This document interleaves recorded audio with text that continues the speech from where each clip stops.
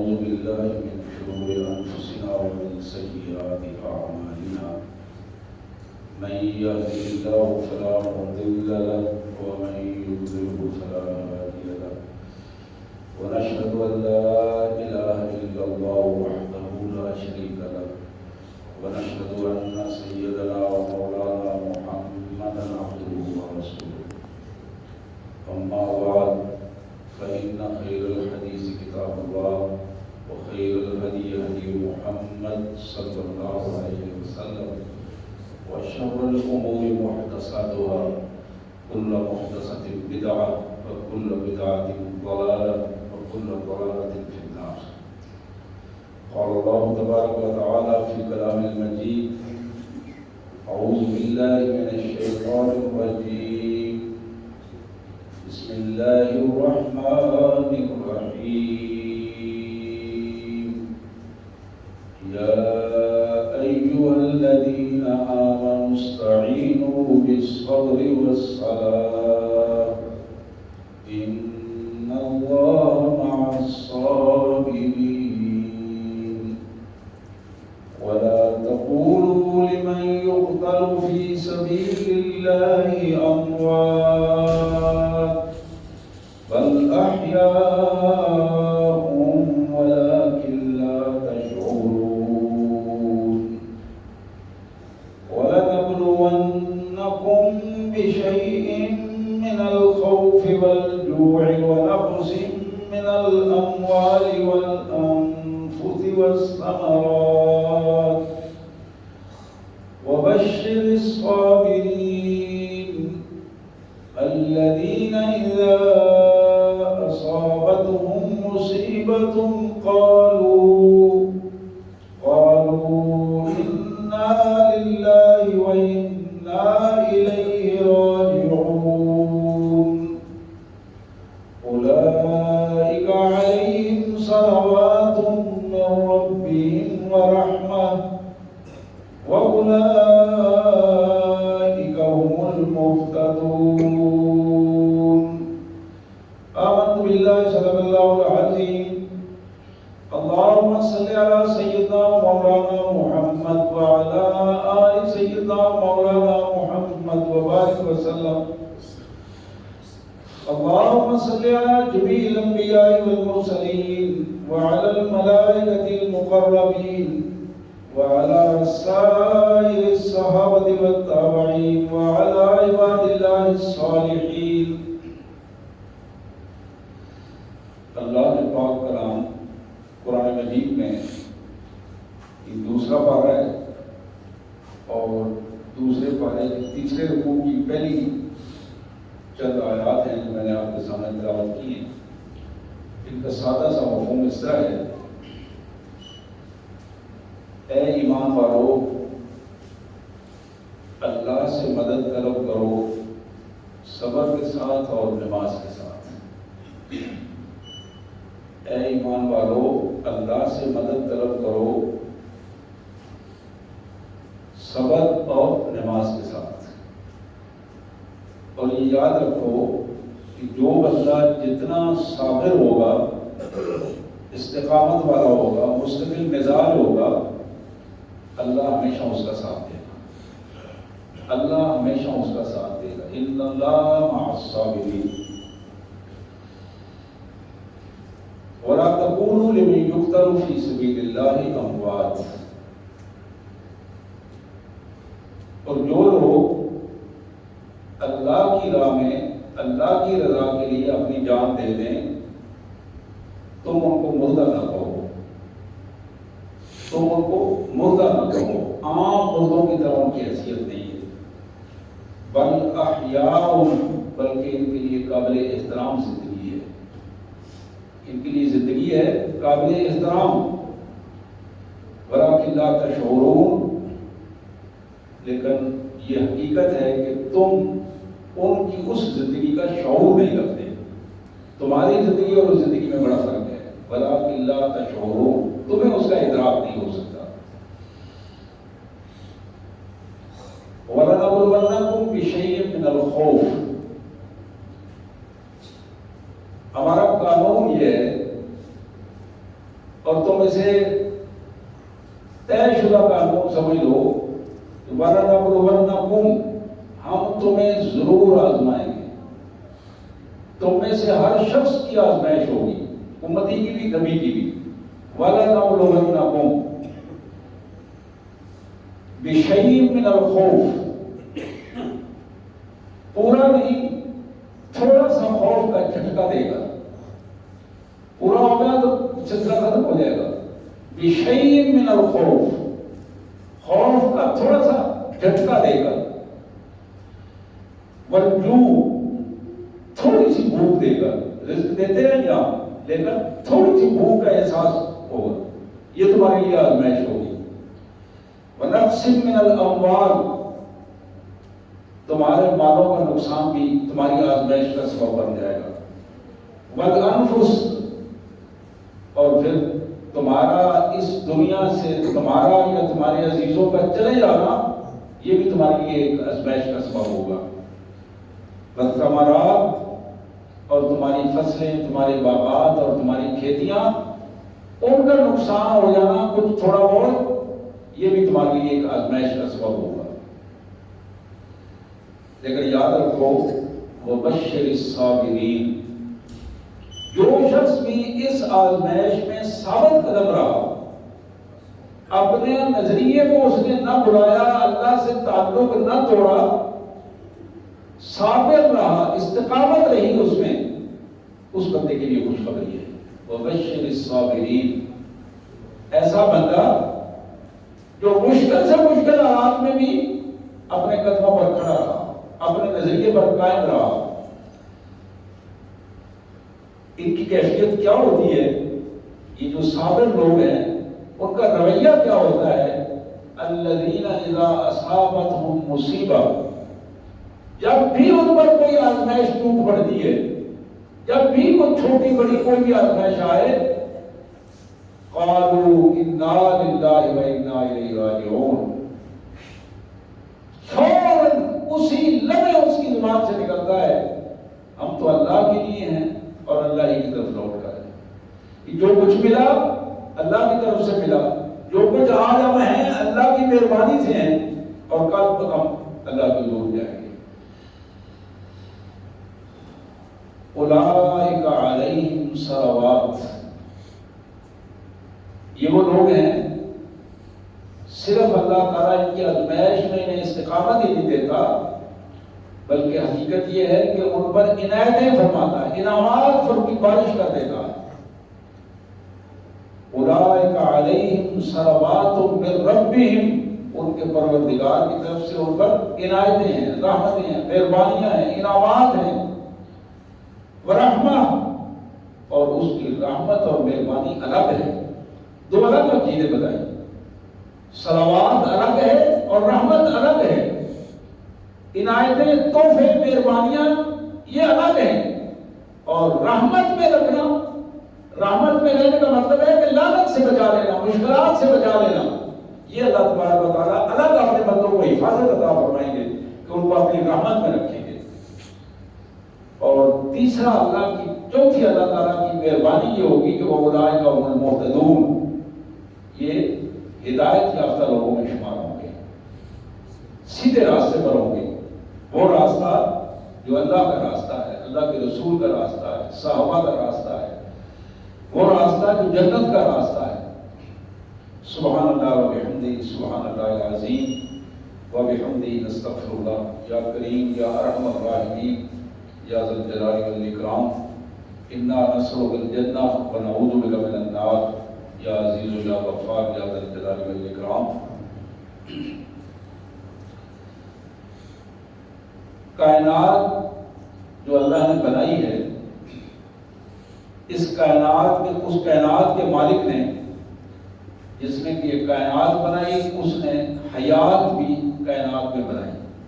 کائنات اور حیات دونوں لازم و ملزوم چیزیں. زندگی، کائنات کے اندر زندگی ہوگی تو وہ کائنات ہوگی، اگر زندگی نہیں ہے تو حیات نہیں ہے تو کائنات نہیں ہے. اس حیات کو ہر فرد، ایون کہ انسان، حیوان، نباتات، جمادات، ہر ایک کے اندر حیات ہے. اس کے طریقے کے مطابق، اس کی کیپیسٹی کے مطابق، اس کا جو حجم ہے اس کے مطابق کائنات کے مالک نے اس میں حیات اور زندگی کا ایک طریقہ کر رکھ دیا ہے. انسانوں کی الگ زندگی، اسے اللہ تعالیٰ نے احسن تقویم فرمایا ہے. انسان کو ہم نے زندگی دی، احسن تقویم میں پیدا کیا.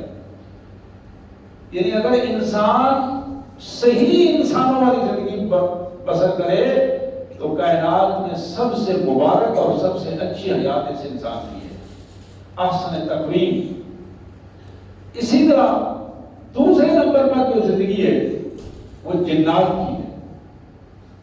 اور پھر یہ حیوانات، پھر نباتات، جمادات، ایک ایک چیز اپنی اپنی جگہ پر اپنی زندگی کا ایک نمونہ لے کر اس کائنات میں موجود ہے. انسان کے لیے، جنات کے لیے اللہ تعالیٰ نے باقی پوری کائنات کو ان کی خدمت کے لیے پیدا کیا ہے. قرآن نے اس کا 12 تذکرہ کیا کہ انسانوں، ہم نے تمہاری خدمت کے لیے اس کائنات میں پوری کائنات کے لوازمات کو پیدا کر دیا ہے. لہذا تم یہ بات سمجھ جاؤ کہ تمہارے اس دنیا میں لانے کا مقصد حیوانوں والا مقصد نہیں ہے، نباتات اور جمادات والا مقصد نہیں ہے. تمہیں جو ہم نے اس دنیا میں لائے ہیں تو تمہارا مقصد بڑا بلند تر مقصد ہے. تمہیں اگر حیات بلند کر دی ہے، زندگی بلند کر دی ہے، تو پھر تمہارا مرتبہ بھی اور تمہاری ذمہ داریاں بھی اسی انداز میں بلند تر ہے. تمہارا سٹیٹس بھی اسی کیفیت میں، جس طرح کا تمہارا سٹیٹس ہے اسی طرح کی تمہاری ذمہ داریاں بھی ہوں گی. اب اس کیفیت میں کائنات کے مالک نے ایک بڑا عجیب قسم کا ایک خوبصورت بھی اور مشکل ترین بھی انسان کے لیے ایک تصور رکھا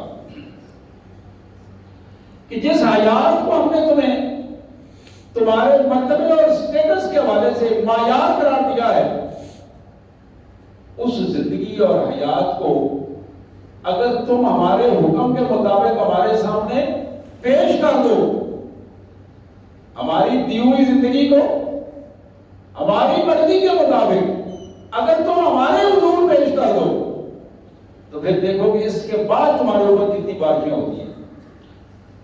جناب ابراہیم علیہ السلام کی زندگی کے بارے میں آپ جانتے ہیں. پھر جس طرح ان کو بیٹے سے نوازا گیا اس کیفیت کو بھی وہ کبھی آپ کے سامنے ہے. اور اتنا بڑا انعام فرمانے کے بعد پھر آپ نے بندے کو حکم دیا کہ اپنے بیٹے کو اپنے ہاتھ سے ذبح کر دو.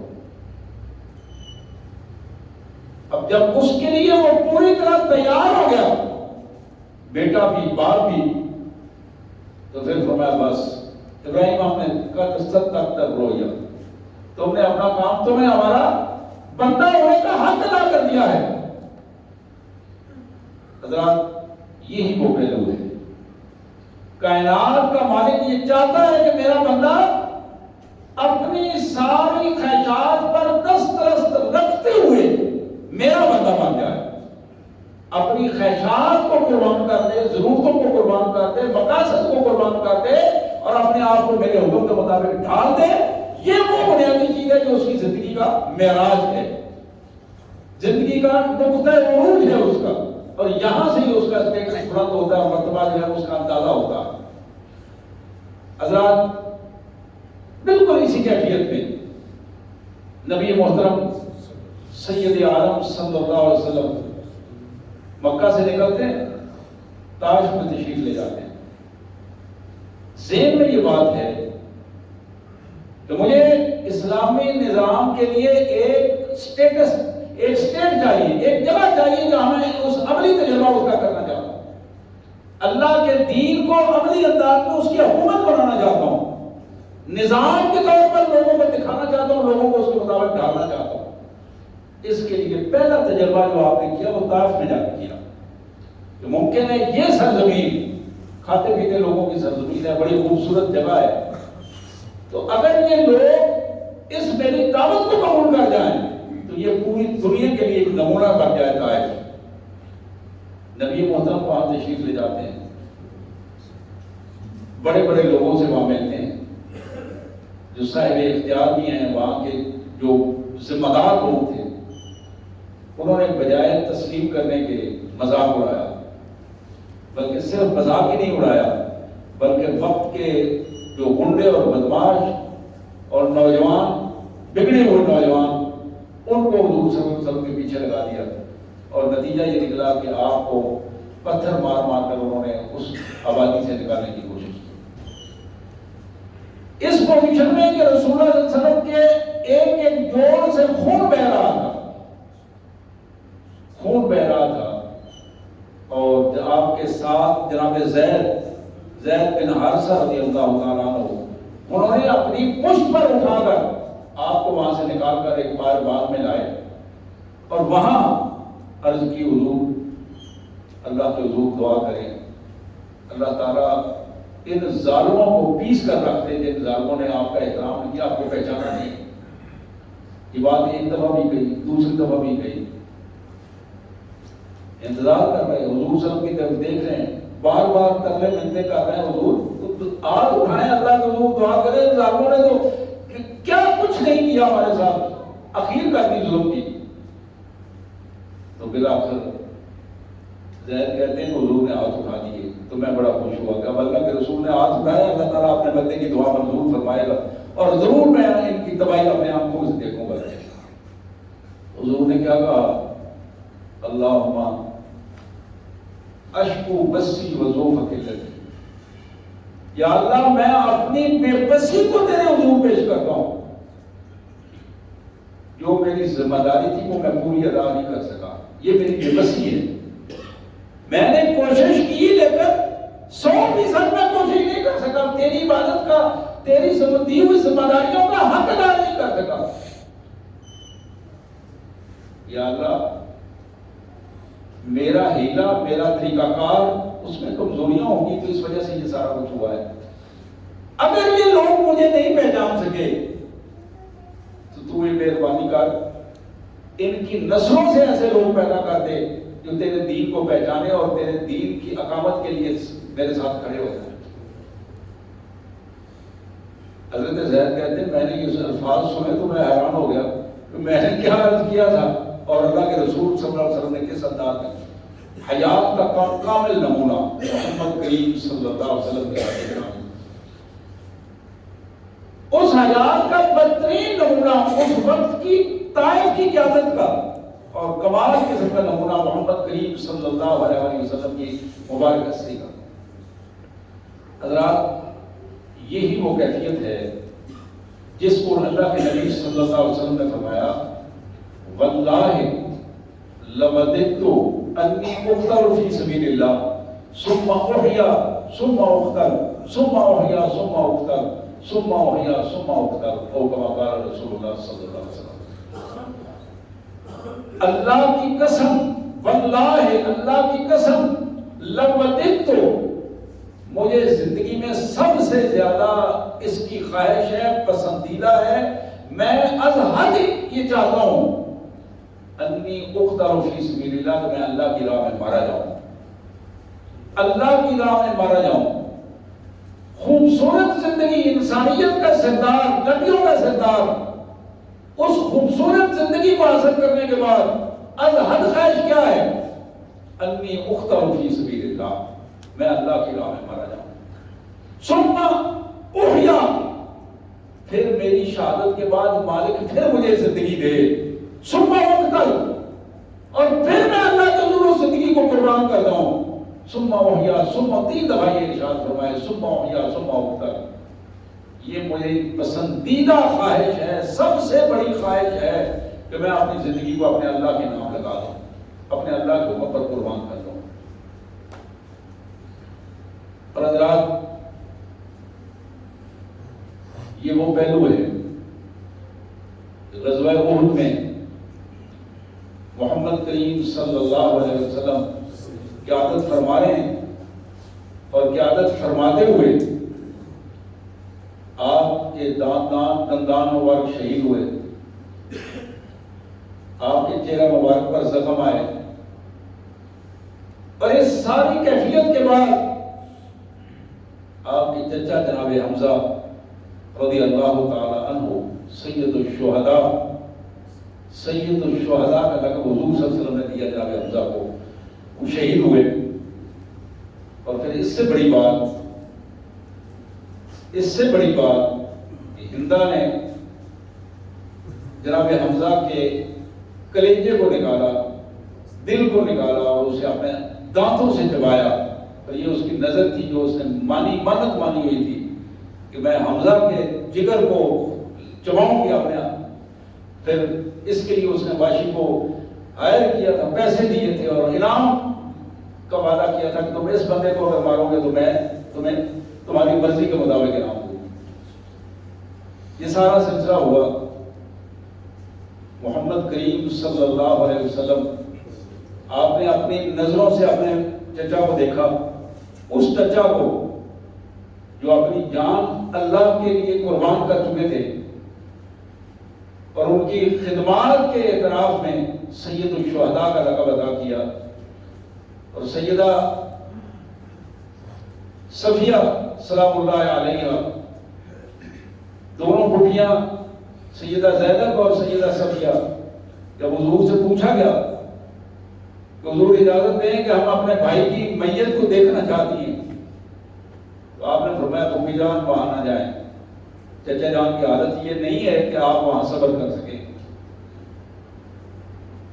لیکن خواتین کی زندگی کی جو معراج جس خاتون نے پائی تھی، سیدہ صفیہ، سیدہ زینب سلام اللہ علیہما، انہوں نے عرض کی کہ میرے آقا آپ اجازت دیں، خدا کی قسم نہ اللہ کی مرضی کے خلاف ہاتھ اٹھے گا، نہ اللہ کی مرضی کے خلاف زبان استعمال ہوگی۔ حضور اکرم صلی اللہ علیہ وسلم نے اجازت دی، اور پھر سیدہ صفیہ وہاں پہنچی اور اللہ کے نبی صلی اللہ علیہ وسلم کے چچا کو دیکھا، اپنے بھائی کو دیکھا اور اللہ کو شکر ادا کیا۔ یہ ایک زندگی کا ایک ایسا کائنات میں حیات کا کمال نمونہ جناب حمزہ رضی اللہ تعالیٰ عنہ سید الشہداء کی ذات گرامی۔ اور پھر وقت نے یہ بھی دکھایا کہ وہ شخص جس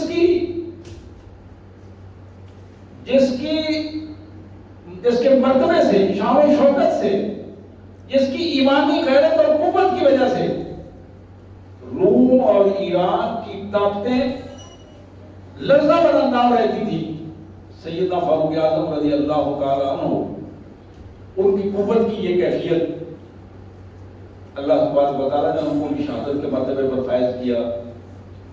اور اس شہادت کے مرتبے کے بعد جو ہی اس بازار سے نکل رہے تھے، وہی قاتل جس نے بعد میں یہ جرم کیا، تو اس نے دھمکیاں میں الفاظ استعمال کیے تھے، تو امیر المومنین کو کہنے والوں نے، ساتھیوں نے بتایا، کہا ہمیں اسلام اس کی اجازت نہیں دیتا کہ ہم صرف کسی کے الفاظ پر یا اس کے اندرونی جذبات پر یا ظلمانہ الفاظ سے اپنی مرضی کے مطابق نتیجہ نکال کے اس کو گرفتار کر لیں، یا میں اس کی اسلام اجازت نہیں دیتا۔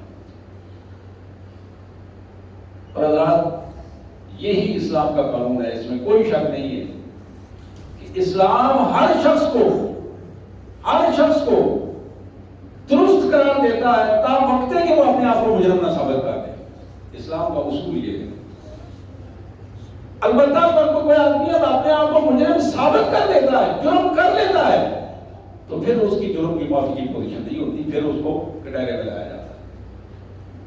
اور بالکل اسی کیفیت میں اسلام کے علاوہ جو غیر مسلم قوانین ہیں، ان میں بالعموم اس قانون کو غالب رکھا جاتا ہے کہ ہر بندہ مجرم ہے تا وقت کہ اپنے آپ کو وہ درست ثابت نہ کر دے۔ اس سے جرم کا ارتکاب ہو سکتا ہے اور اس بنیاد پر اسے قبول کیا جا سکتا ہے۔ سیدنا عمر رضی اللہ تعالیٰ عنہ کی میں بات کر رہا تھا۔ پھر تیسرے خلیفہ راشد جناب عثمان غنی رضی اللہ تعالیٰ عنہ کی پچھلا مہینہ جو گزرا ہے سلاج کا، اس کے حوالے سے بات بھی ہوئی، ان کی شہادت ہوئی۔ یہ وہ عظیم ہستی جنہوں نے اپنی زندگی میں ایک نہیں، دو نہیں، تین نہیں، اس سے زیادہ مرتبہ رسول اللہ نے انہیں بتایا کہ تم نے جس طرح اپنی زندگی، اپنے مال و دولت، اپنی عزت کو اللہ کے لیے قربان کیا ہے، اللہ نے تمہارے لیے جنت کا سرٹیفکیٹ دے دیا ہے۔ اور اللہ نے یہ بتایا ہے، میں اللہ کا پیغام تمہیں سنا رہا ہوں کہ عثمان آج کے بعد تمہارا کوئی عمل بھی تمہیں نقصان نہیں دے گا، کوئی عمل بھی تمہیں نقصان نہیں دے گا۔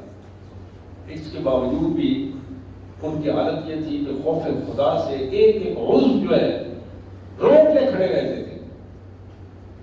پھر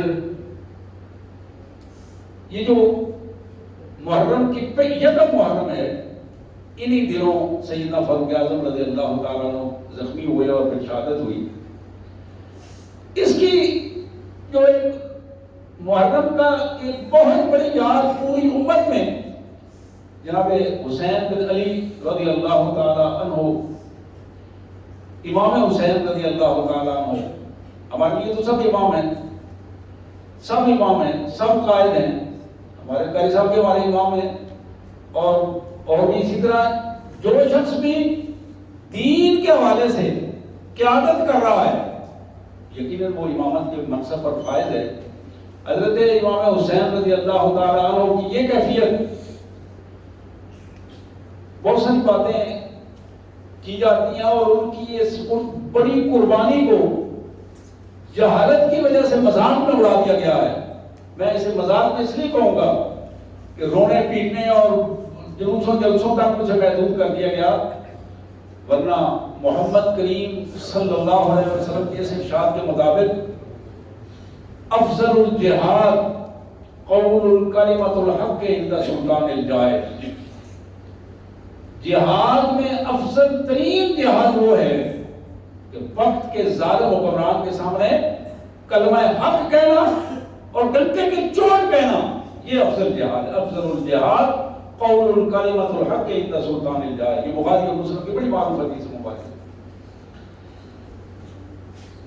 سیدنا امام حسین رضی اللہ تعالیٰ عنہ کی شہادت کا ایک بہت بڑا عملی پہلو، بہت بڑا عملی پہلو یہ ہے کہ آنے والی قوم کو قیامت تک کے لیے ایک وہ راستہ دیا ہے کہ جس راستے نے حضرت اسماعیل علیہ السلام کی قربانی نے ایک راستہ دیا، جناب ابراہیم علیہ السلام کی قربانی نے ایک راستہ متعین کیا۔ بالکل اسی کیفیت میں جناب حسین رضی اللہ تعالیٰ عنہ کی اس شہادت نے ایک راستہ متعین کیا ہے اور آنے والی امت کے ایک ایک فرد کے لیے یہ بات بتائی ہے کہ کس طرح محمد رسول اللہ صلی اللہ علیہ وسلم کے دین کے غلبے کے لیے وقت کے ظالم حکمرانوں کی ہاں میں ہاں ملانے کی بجائے ان کی کسی غلط رویے پر کھل کے تنقید کرنا اور دلیل کے ساتھ ان کی بات کو مسترد کرنا، یہ سنت رسول ہے، یہ سنت رسول ہے، یہ اللہ کا حکم ہے۔ اب اس کیفیت کو اب مختلف انداز میں مختلف ہیلوں بہانوں سے اسی پہلو کو جناب محمد کریم صلی اللہ علیہ وسلم نے ہمارے سامنے رکھا۔ سیدنا حسین رضی اللہ تعالیٰ عنہ اکیلے اس وقت موجود نہیں تھے، بلکہ آپ کے ہم عمر اور کچھ آپ سے بڑے صحابہ کرام موجود تھے، جن میں خصوصاً جناب عبداللہ بن زبیر رضی اللہ تعالیٰ عنہ، حضرت ابوبکر صدیق کے نواسے، جناب عبداللہ بن زبیر حضرت ابوبکر صدیق کے نواسے۔ یہ عبداللہ بن زبیر وہ شخصیت ہیں کہ ہجرت کے بعد مسلمانوں کے گھر میں پہلا بچہ جو پیدا ہوا وہ عبداللہ بن زبیر تھا، اور زبیر ام سلمہ کے پھوپھیزاد بھائی تھے، زبیر پھوپھیزاد بھائی تھے، اور ان کے گھر میں جناب عبداللہ پیدا ہوئے تو مسلمانوں نے بہت زیادہ خوشی منائی کہ اللہ تعالیٰ نے اس ہجرت کے بعد ایک اور مجاہد جو اللہ تعالیٰ نے ہمیں عطا کیا ہے۔ اور پھر واقع یہ مجاہد بھی وہ مجاہد تھا کہ حضرت حسین رضی اللہ تعالیٰ کی شہادت کے بعد ان کی شہادت بھی وہ شہادت ہے جس نے زندگی کا ایک راستہ متعین کر دیا ہے۔ مکہ مکرمہ کے اندر رہ کر سیدہ اسماء حضرت ابوبکر صدیق کی صاحبزادی سیدہ اسماء رضی اللہ تعالی عنہ، سیدہ عائشہ صدیقہ سلام اللہ علیہ کی ہمشیرہ، ان کے یہ بیٹے. اور یہ وہ وقت تھا کہ جب حضرت اسماء کی نظر عمر کی وجہ سے نظر ختم ہو چکی تھی، نابینا ہو چکی تھی. اور پھر اس وقت جناب زبیر، عبداللہ بن زبیر آئے اپنی والدہ کے پاس. والدہ کے پاس آ کے سلام کیا اور عرض کی کہ اماں جان، آپ کا بیٹا جہاد کے لیے، اللہ کی راہ میں جہاد کے لیے آپ سے اجازت کے لیے حاضر ہوا ہے. ماں نے نظر تو نہیں تھی، ہاتھ اٹھائے اور اپنے جسم پر ہاتھ لگایا تو بیٹا جو ہے وہ تلوار اور اپنے ساز و سامان کے ساتھ لیس تھا.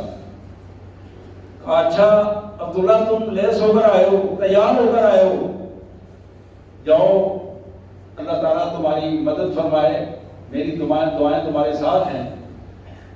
اور انسان کی ذلت کی زندگی کی بجائے عزت کی زندگی، جو اللہ کی رضا کے لیے اور عزت کی زندگی ہو، کیونکہ عزت جہاد میں ہے.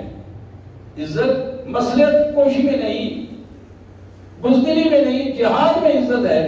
اور جس نے عزت کے ساتھ جہاد کے لیے اپنے آپ کو پیش کیا، اللہ تعالیٰ اسے ضرور اجر دیتا ہے. جاؤ، نکلو، اور کبھی بھی پشت پر زخم نہ کھانا، اپنے آپ کو اللہ کے حضور اپنا سینہ پیش کرنا.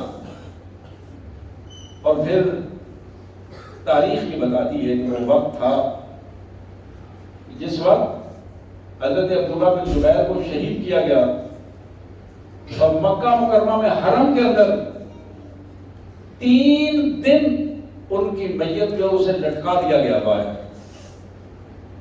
میت کو لٹکا دیا گیا. تو یہ دور تھا حجاج بن یوسف کا، اور یہ ظلم بھی اسی نے ڈھایا تھا. اور پھر تیسرے دن سیدہ اسماء نکلی اور اپنی ساتھی خواتین کے ساتھ آؤ. انہیں اطلاع ملی تو اپنے بیٹے کی اس میت کے پاس کھڑے ہو کر انہوں نے کہا، ابھی اس شاہ سوار کے سواری سے اترنے کا وقت نہیں آیا. اور یہ وہ درد والے الفاظ تھے جو ایک ماں کی زبان سے نکل رہے تھے اس پوزیشن میں کہ جب بیٹا اللہ کی رضا کے لیے اس کیفیت میں، اس لٹکائی گئی تھی ان کی میت، اور پھر اس کیفیت میں 3 دن کے بعد اس میت کی تدفین ہوئی اور سارا سلسلہ ہوا. یہ وہ دور تھا کہ عبداللہ بن زبیر رضی اللہ تعالیٰ عنہ نے جناب حسین رضی اللہ تعالیٰ عنہ کو کہا، حسین میرے بھائی، میری رائے یہ ہے کہ تم حرم میں رہو، کعبۃ اللہ میں رہو، حرم میں رہو، اور ہم مل کر اس طوفان کا مقابلہ کریں جو اللہ کے دین کے اس کو ڈھانے کے لیے یہ طوفان جو ہے طوفانی کیفیت میں آ رہا ہے. تو جناب حسین رضی اللہ تعالیٰ نے کہا، آپ کی رائے بڑی قابل احترام ہے، آپ کی شخصیت قابل احترام ہے، لیکن آپ مجھے بتائیں کہ یہ خطوط جو کوفہ سے آئے ہیں اور کوئی 1 2 نہیں، سینکڑوں کی تعداد میں، اگر اللہ کے حضور ان خطوط کو ایویڈنس کے طور پر پیش کر دیا گیا، ثبوت کے طور پر پیش کر دیا گیا، تو میرے پاس تو اس کا کوئی جواب نہیں ہے کہ حسین ماذ اپنی جان کو بچانے کے لیے پیچھے ہٹ رہا تھا. اور ان خطوط میں بار بار یہ کہا جا رہا تھا کہ حضرت آپ کوفہ آئیں، کوفہ آپ کے والد صاحب کی حکومت کا دارالحکومت رہا ہے اور ہم آپ کے ساتھ ہیں، ہمارے پاس قیادت موجود نہیں ہے، آپ تشریف لائیں اور ہم آپ کی قیادت میں اس وقت کی جو قوتیں ہیں، جو باطل قوتیں اپنے آپ کو ثابت کر چکی ہیں، بے دینی کو قوتیں ثابت کر چکی ہیں، ان کے خلاف ہم کھڑے ہوں گے آپ کے ساتھ مل کر. اب جناب حسین رضی اللہ تعالیٰ کو یہی وہ نقطہ نظر تھا. اگرچہ کوفیوں کی تاریخ یہ نہیں تھی کہ وہ مستقل مزاج تھے، ان کی تاریخ میں بدعہدی شامل تھی، لیکن اس کے باوجود حضرت حسین رضی اللہ تعالیٰ کو وہ خطوط، وہ پیغامات جو عملاً سامنے آ گئے تھے، وہ ان کو کسی راستے میں پیچھے ہٹنے کے لیے نہیں ہٹنے دے رہے تھے. جناب عبداللہ بن عباس رضی اللہ تعالیٰ عنہ، حضور صلی اللہ علیہ وسلم کے چچا زاد بھائی، جو حضرت حسین کے بھی چچا لگتے تھے، وہ بھی موجود تھے. حبر الامہ، حضور صلی اللہ علیہ وسلم نے انہیں حبر الامہ کا خطاب دیا.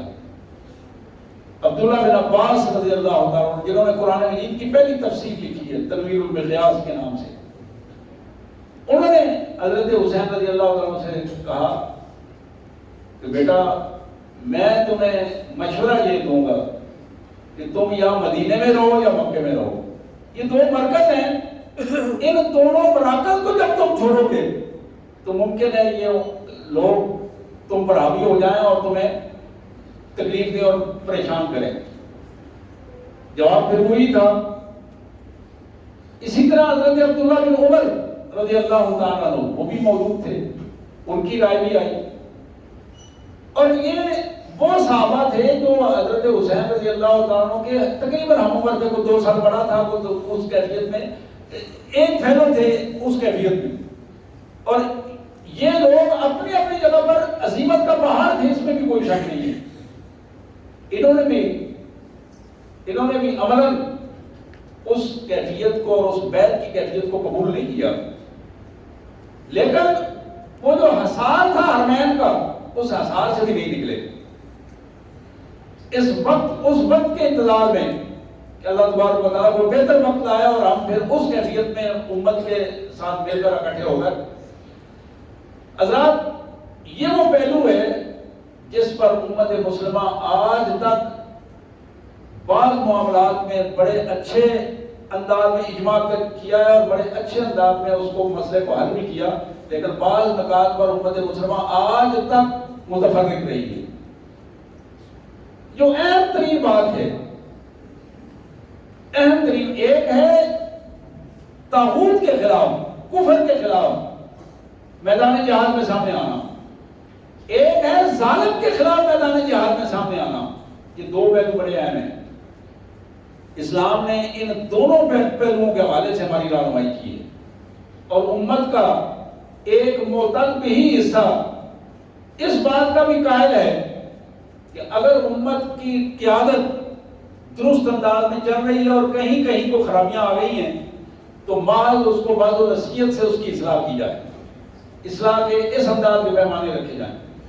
لیکن امت کے علماء کا، محدثین کا، فقہاء کا، دانشوروں کا ایک اچھا خاصا حصہ اس بات پر اتفاق کرتا ہے کہ جب وقت کا بادشاہ، وقت کا ذمہ دار، وزیر اعظم یا جو وقت کی طاقتور قوتیں ہیں، اگر وہ ظلم پر اتر آئیں، اپنا رویہ ظالمانہ کر دیں اور امت کو بخشنے پر تیار نہ ہو اور مسلسل ظلم کرتے چلے جائیں، تو ان کے خلاف جو خروج کی پوزیشن ہے، اس خروج کی پوزیشن کو بھی امت کا ایک لازمی فریضہ قرار دیا گیا ہے. اور اس کیفیت کو جناب حسین رضی اللہ تعالیٰ عنہ کے بعد امام زید نے بھی اس خروج کو جائز قرار دیا، اور حضرت امام ابو حنیفہ اور باقی امام مالک اور امام احمد بن حنبل مختلف حوالوں سے مختلف فتاوے جو ہیں وہ سب انداز میں آنا شروع ہوئے. لیکن بات کو پوری کی پوری بات کو سمیٹتے ہوئے میں پھر وہاں عرض کروں گا کہ بندہ مومن کے لیے دو پہلو بڑے اہم ہیں. ایک پہلو یہ ہے کہ وہ اپنے آپ کو ہمیشہ جہاد کے لیے تیار رکھے. آج جس چیز نے امت کی عزت میں فرق ڈالا ہے، امت کے احترام میں فرق ڈالا ہے، امت کا سٹیٹس جس سے مجروح ہوا ہے، وہ جہاد سے روگردانی ہے، جہاد سے پیچھے ہٹنا ہے. جتنا امت جہاد سے پیچھے ہٹے گی اتنا ذلت اور رسوائیاں اس کے مقدر میں ہوں گی. محمد رسول اللہ کی امت کی عزت، احترام اللہ کے رسول نے فرمایا جہاد کے اندر شامل ہے، اس کی معیشت بھی جہاد کے اندر ہے. حضور نے فرمایا کہ میرا رزق اللہ نے میرے نیزے کی انگلی کے نیچے رکھا ہے. امت مسلمہ کا رزق بھی، عزت بھی، سیاست بھی، حکومت بھی، یہ ساری کی ساری چیزیں جہاد فی سبیل اللہ کی بنیاد پر طے کی جاتی ہیں. پھر اسی طرح جہاد فی سبیل اللہ میں جس چیز کو سب سے زیادہ پسندیدہ قرار دیا گیا وہ شہادت ہے. بندہ مومن اگر کامیاب ہو جائے، شہادت مل جائے، تو اللہ کے رسول صلی اللہ علیہ وسلم نے فرمایا کہ اللہ تعالیٰ اسے جنت سے آزاد، جہنم سے آزاد بھی کریں گے اور جنت کا راستہ اس کے لیے آسان کر دیں گے. یہاں تک کہ حدیث کے یہ الفاظ ہیں مغبرت قدم عبد فی سبیل اللہ فتمسہ النار، جس بندے کے پاؤں اللہ کی راہ میں چلتے ہوئے جہاد میں گرد آلود ہو گئے، اس کے پاؤں اللہ تعالیٰ جہنم کی طرف نہیں لے جائے گا، اس کو جہنم سے اللہ تعالیٰ معافی عطا فرمائے گا۔ پھر اللہ کے رسول صلی اللہ علیہ وسلم نے فرمایا لغدوۃ او روحۃ فی سبیل اللہ، لغدوۃ او روحۃ فی سبیل اللہ خیر من الدنیا وما فیہا، ایک رات اللہ کی راہ میں پہرا دینا، جہاد کی ایک رات، ایک دن، دنیا اور اس کے سارے معاملات سے سب سے بہتر پہلو ہے۔